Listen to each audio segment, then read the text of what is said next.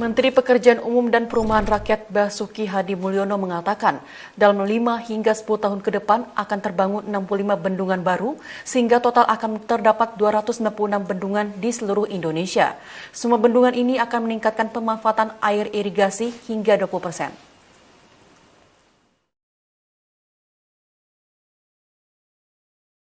Bendungan Sindanghela yang dibangun di wilayah Kecamatan Pabuaran, Kabupaten Serang, Banten sejak 2015 lalu akhirnya selesai dibangun dan mulai bisa difungsikan.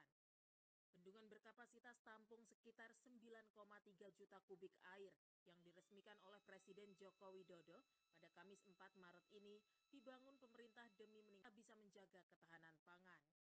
Menteri Pekerjaan Umum dan Perumahan Rakyat Basuki Hadi Mulyono mengatakan, Indonesia menghadapi tantangan peradaban yang krusial. Beban populasi yang mencapai 270,2 juta penduduk membuat sumber daya air, energi, dan ruang semakin terbatas. Dalam webinar memperingati Hari Air Sedunia, Basuki Hadi Mulyono menyampaikan ketersediaan dan pengelolaan akses air bersih di Indonesia mencapai sekitar 66%. Menteri PUPR mengatakan 5 hingga 10 tahun ke depan akan terbangun 65 bendungan baru di Indonesia, sehingga total akan menjadi 296 bendungan dari jumlah saat ini sebanyak 231 bendungan. Dan ditambah kerja optimal dari para kepala daerah di NTT, maka kualitas hidup dan hanya akan meningkatkan air irigasi yang dari bendungan dari 12 sampai 13% tadi menjadi tidak lebih dari 20%. 19,3%. Kalau air irigasi tidak bisa dijamin airnya dari bendungan, artinya kita tidak bisa mengatur pola tanam, intensitas tanam. Kecuali kita cuma menerima pada adanya dari curah hujan saja. Baru-baru ini, Asian Development Bank menerbitkan dokumen Jokowi ini.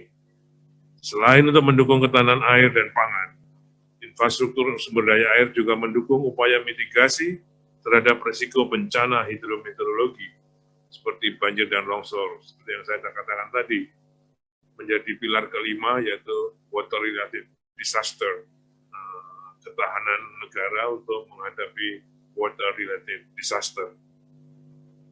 Infrastruktur sumber daya air yang dibangun sekaligus juga dapat membantu memperkuat bauran energi nasional dengan memanfaatkan potensi energi terbarukan melalui pembangunan infrastruktur sumber daya yang bersifat multifungsi.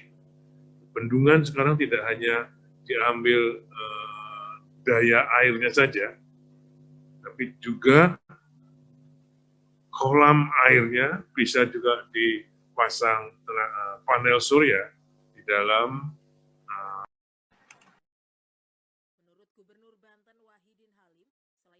Lebih lanjut, Menteri PUPR mengatakan berdasarkan catatan Asian Development Bank, Indonesia masuk ke dalam kelompok negara yang mampu mengelola akses air minum, kondisi lingkungan, ketahanan air, dan komitmen pada penanggulangan bencana pada level rata-rata.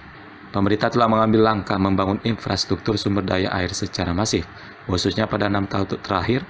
Hal itu dilakukan untuk mendukung ketahanan air dan pangan, mendukung upaya mitigasi risiko bencana hidrometeorologi, dan membantu ketahanan energi nasional yang bersifat multifungsi. Selesai dibangun dan ditambah kerja optimal dari para kepala daerah di NTT, maka kualitas hidup dan kemakmuran masyarakat NTT akan gete di Kabupaten Sika, produktivitas sebagai sektor-sektor ekonomi di NTT. Dari